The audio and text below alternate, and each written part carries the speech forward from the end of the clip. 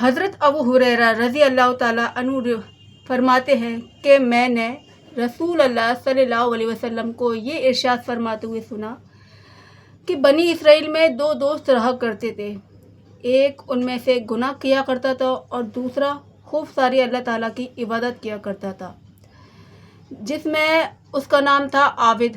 جو شخص اللہ تعالیٰ کی عبادت کرتا تھا اس کا نام عابد تھا۔ تو عابد اس شخص سے کہتا تھا کہ اللہ تعالیٰ تمہیں کبھی معاف نہیں کریں گے، تم اتنے گناہ میں مبتلا رہتے ہو، اللہ تعالیٰ کی نافرمانی کرتے ہو، اللہ تعالیٰ تمہیں کبھی معاف نہیں کریں گے اور تمہیں جنت میں نہیں جانے دیں گے۔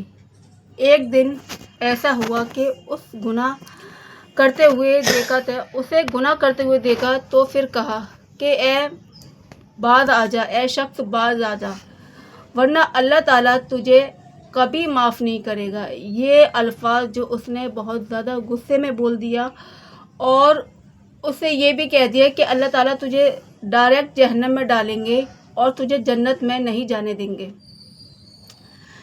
تو ایک دن کیا ہوا کہ دونوں کا انتقال ہو گیا تو دونوں اللہ تعالیٰ کے سامنے جمع ہو گئے۔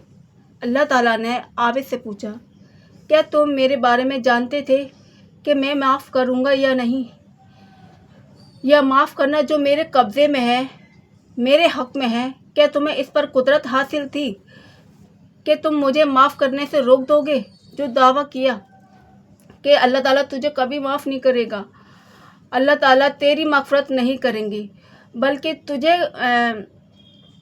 دوزخ میں ڈالیں گے۔ اور گنہگار سے ارشاد فرمایا، جو گنہگار شخص تھا، جو گناہ میں مبتلا رہتا تھا، اس سے اللہ تعالیٰ نے ارشاد فرمایا، میری رحمت سے تو جنت میں چلا جا، اس لیے کہ وہ رحمت کا امیدوار تھا۔ اور عابد کے بارے میں فرشتوں سے فرمایا کہ اسے دوزخ میں ڈال دو۔ تو اللہ تعالیٰ کی رحمت سے کبھی بھی نا امید نہیں ہونا چاہیے، بلکہ اللہ تعالیٰ کی رحمت پر ہر وقت ہمیں اچھی امید لگانی چاہیے۔